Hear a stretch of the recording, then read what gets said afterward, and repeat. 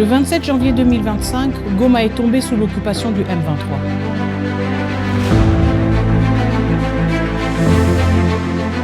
Ce jour-là, la violence a franchi un seuil.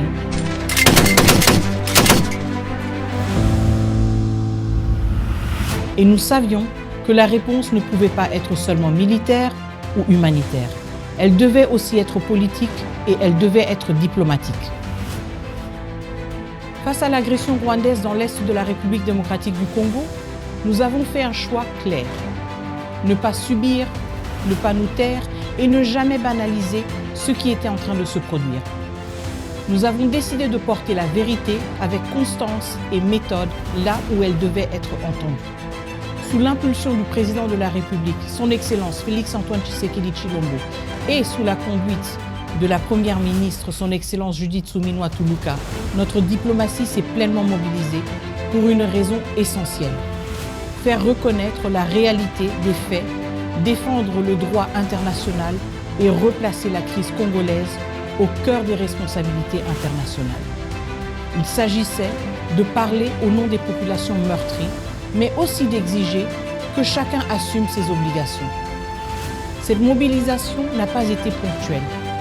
Elle a été structurée, continue et résolument mondiale. Notre diplomatie a mené une offensive diplomatique en Afrique, en Europe, en Asie, dans les Amériques et bien au-delà. Nous avons travaillé étroitement avec le corps diplomatique accrédité à Kinshasa. Nous avons porté notre message dans les enceintes africaines, à l'Union africaine, au sein de la SADC, de la CEAC, de l'EAC et de la CIRGL. Nous avons engagé des démarches constantes auprès de l'Union européenne. Nous avons plaidé auprès des partenaires en Asie et dans les Amériques. Et nous avons occupé l'espace public international, y compris à travers le monde du sport, pour que ce qui se passait dans l'Est de la République démocratique du Congo ne puisse être ignoré ni relativisé. Cette démarche a demandé de la rigueur, de la persévérance et de la clarté. Et elle a porté ses fruits. En février 2025, au Conseil de sécurité des Nations Unies, l'organe chargé du maintien de la paix et de la sécurité internationale, une résolution a été adoptée à l'unanimité. La résolution 2773, une décision historique. Pour la première fois, le Rwanda y est clairement nommé comme agresseur. Le retrait total et inconditionnel de ses troupes de notre territoire est exigé et le soutien au M23 est explicitement condamné. Ce n'est pas une déclaration politique de plus, c'est une décision qui engage. Mais notre action ne s'est pas arrêtée à New York. Des sanctions ont été adoptées par les États-Unis, par l'Union européenne et par le Canada. Des coopérations militaires et sécuritaires avec le Rwanda ont été suspendues.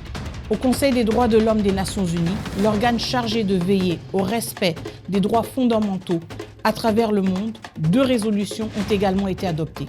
Elles condamnent clairement le soutien du Rwanda au M23 et elles permettent l'opérationnalisation d'une commission internationale indépendante d'enquête. Cette commission a une mission précise, établir les faits, documenter les crimes et les violences commis dans l'Est de la République démocratique du Congo et identifier les responsables et préserver les preuves. C'est un outil essentiel pour les victimes. C'est aussi un message clair. Les violations graves des droits humains ne peuvent ni être effacées par le silence, ni diluées dans le temps. Dans cette dynamique, l'accord de paix signé à Washington DC le 4 décembre dernier constitue une étape décisive. Cet accord n'est pas un texte de principe. Il traduit le droit international et les engagements régionaux en mécanismes concrets. Il organise le retrait effectif et vérifiable de toute force étrangère présente illégalement sur notre territoire. Il encadre le désarmement et la neutralisation des groupes armés. Et il protège la souveraineté et l'intégrité territoriale de la République démocratique du Congo. Mais surtout, il introduit un cadre de suivi, de vérification et de responsabilité, destiné à prévenir toute résurgence de la violence et à garantir que les engagements pris soient respectés. Depuis le début, notre message est resté constant. La paix est possible, mais elle ne peut exister sans responsabilité. La République démocratique du Congo a assumé la sienne, avec sérieux et constance, et en s'engageant de bonne foi dans tous les efforts diplomatiques. Et nous continuerons à mobiliser la communauté internationale non par appel à la compassion, mais au nom du droit, de la vérité et des responsabilités partagées. Parce que le Congo a nommé les faits, parce que le Congo a refusé les faux équilibres et parce que le Congo a amené chacun à assumer ses responsabilités. Notre diplomatie vise un impact concret sur la vie des Congolaises et des Congolais, y compris celles et ceux qui vivent ou se trouvent à l'étranger. C'est dans cet esprit que nous avons renforcé la protection consulaire et l'assistance apportée à nos compatriotes hors du pays, en adaptant nos réponses à des situations très différentes. Au Burundi et en Ouganda, où de nombreux Congolais et Congolaises se trouvent en situation de déplacement, le gouvernement a mis en place une assistance humanitaire directe, en partenariat avec le Haut Commissariat des Nations Unies pour les réfugiés. Il s'agit d'une démarche nouvelle du gouvernement, conçue pour répondre de manière plus structurée et plus durable aux besoins des populations concernées, en complément des efforts déjà déployés par la Fondation de la distinguée Première Dame et par le FONAREV. Dans d'autres contextes, notamment en Russie, en Iran ou au Liban, notre action a porté sur la facilitation du rapatriement ou de la relocalisation de membres de la diaspora congolaise confrontés à des crises sécuritaires ou politiques. L'objectif, là aussi, était clair: protéger nos compatriotes et leur permettre de traverser ces situations dans la dignité. Parce que la diplomatie ne s'arrête pas aux frontières. Elle s'adresse à tous les Congolais, où qu'ils se trouvent. C'est dans cette logique que l'action du ministère des Affaires étrangères contribue à une vision plus large. Celle d'une nation qui protège ses citoyens, valorise sa diaspora et considère chaque Congolaise et chaque Congolais comme une partie intégrante de son avenir. Le 3 juin 2025, la RDC a été élue membre non permanent du Conseil de sécurité des Nations Unies pour la période 2026-2027 avec un très large soutien, 183 voix sur 187. 34 ans après sa dernière présence au Conseil de sécurité, ce retour est un moment important pour notre pays. Il montre que la communauté internationale fait confiance à la RDC pour contribuer aux décisions qui touchent à la paix et à la sécurité dans le monde. Dans le même esprit, la RDC a également été élue vice-présidente de l'Assemblée générale des Nations unies. C'est une responsabilité qui consiste à aider à organiser les travaux, à faciliter le dialogue entre les États et à encourager des échanges constructifs dans un esprit d'équilibre et d'inclusion. Ces deux rôles vont de pair. Ils permettent à la RDC de faire entendre sa voix, de défendre ses priorités et de porter une vision attachée au respect du droit international et à la protection des populations civiles. Concrètement, pendant sa mandature au Conseil de sécurité, la RDC mettra l'accent sur plusieurs priorités. Soutenir des programmes efficaces de désarmement, démobilisation et réintégration pour aider les pays sortant de conflits à retrouver une paix durable, participer aux discussions sur l'avenir des opérations de maintien de la paix afin qu'elles soient mieux adaptées aux réalités du terrain, défendre le respect de la Charte des Nations Unies et du droit international comme base d'un système international crédible, mettre en avant le rôle des femmes et des jeunes dans la prévention des conflits et la construction de la paix, souligner les liens entre paix, climat et développement et le rôle que la RDC peut jouer dans la transition écologique, promouvoir les droits de l'homme et la démocratie comme condition pour une stabilité durable. Cet engagement ne se limite pas au Conseil de sécurité. La RDC poursuit également son action en tant que membre du Conseil des droits de l'homme des Nations Unies et du Conseil de paix et de sécurité de l'Union africaine, afin de contribuer au niveau mondial comme africain aux efforts en faveur de la paix, de la sécurité et de la dignité humaine. Notre conviction est simple.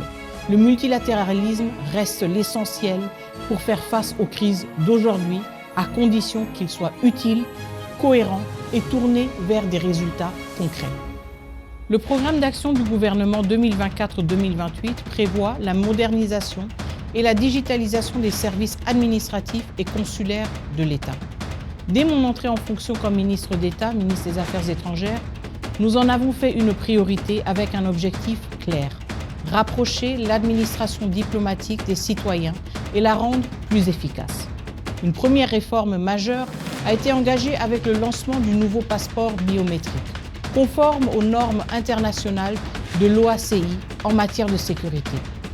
La procédure a été entièrement digitalisée, simplifiée et le coût a été réduit, passant de 99 à 75 $ américains. Pour rendre ce service accessible au plus grand nombre, nous avons engagé une véritable politique de décentralisation. 3 centres de capture ont déjà été ouverts à Kinshasa sur les 6 prévus et les opérations de capture ont été lancées dans plusieurs provinces, notamment à Lubumbashi, Kolwezi, Mbuji-Mayi, Kananga, Kindu, Bunia, Beni et dans la province de la Chopo. Parallèlement, 50 de nos 73 missions diplomatiques sont désormais en mesure de procéder à la capture des données biométriques des Congolais à l'étranger. Les 23 missions restantes le seront dès le premier trimestre de 2026. Ce nouveau passeport répond directement aux préoccupations de nos populations, en particulier de notre diaspora, longtemps confrontée au délai de traitement et au coût élevé des documents. Depuis son lancement, 156 798 passeports ont déjà été produits et livrés. La modernisation concerne aussi nos outils diplomatiques. En 2025, nous avons procédé à l'acquisition d'un immeuble à New York pour notre mission permanente auprès des Nations Unies et lancé le projet de réhabilitation complète de notre chancellerie à Washington, D.C. D'autres initiatives similaires sont en cours pour améliorer les conditions de travail dans nos missions à travers le monde. S'agissant de la situation des diplomates, nous avons engagé un travail de fond sur la régularisation de la paix à travers l'identification numérique des diplomates menée en partenariat avec le ministère de la fonction publique. Cette démarche vise à clarifier les effectifs réels en poste, à améliorer la prise en charge et à garantir une rémunération plus régulière.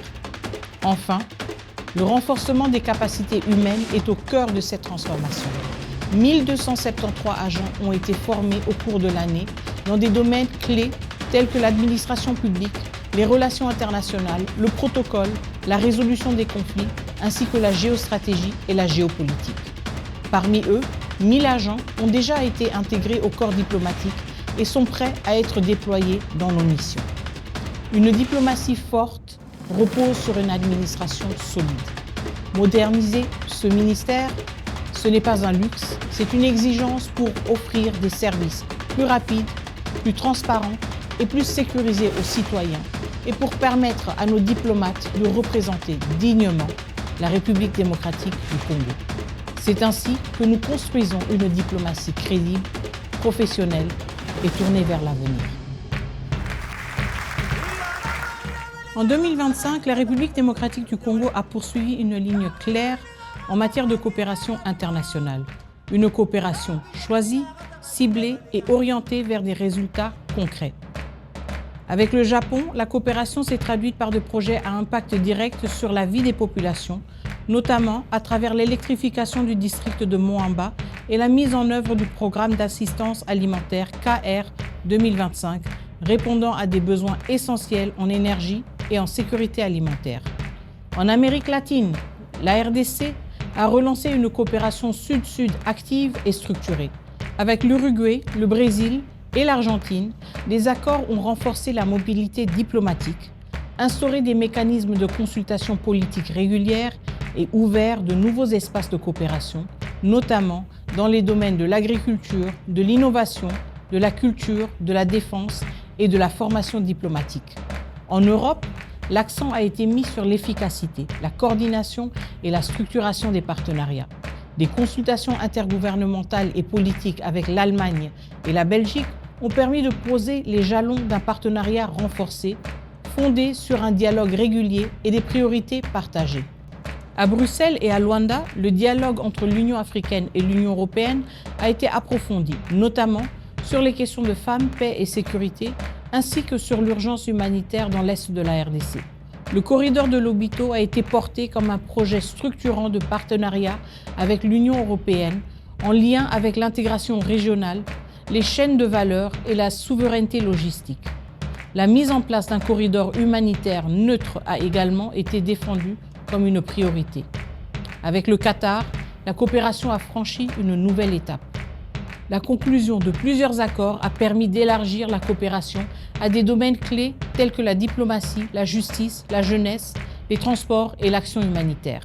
Cette dynamique a été renforcée par un accord d'exemption réciproque de visa pour les détenteurs de passeports diplomatiques et spéciaux. Avec la Chine, la RDC a consolidé un dialogue structuré et tourné vers l'avenir. Lors du forum sur la coopération sino-africaine tenu à Changsha, nos priorités ont été clairement portées, notamment en matière d'investissement, de projets structurants et de transfert de technologies, dans une logique de partenariat équilibré et mutuellement bénéfique.